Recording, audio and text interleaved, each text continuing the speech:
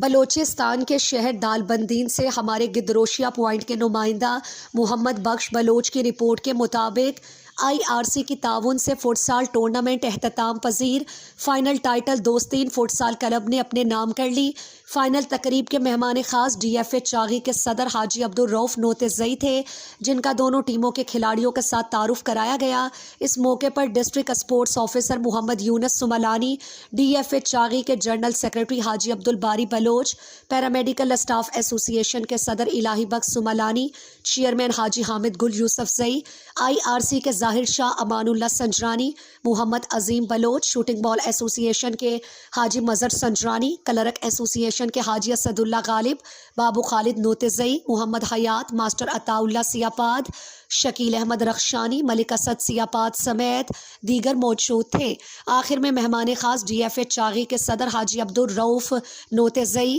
General secretary حاجی Abdul Bari Baloch, paramedical staff ایسوسی ایشن کے چیئرمین حاجی حامد گل یوسف زئی اور دیگر نے کھلاڑیوں اور منتظمین سے انعامات تقسیم کیے۔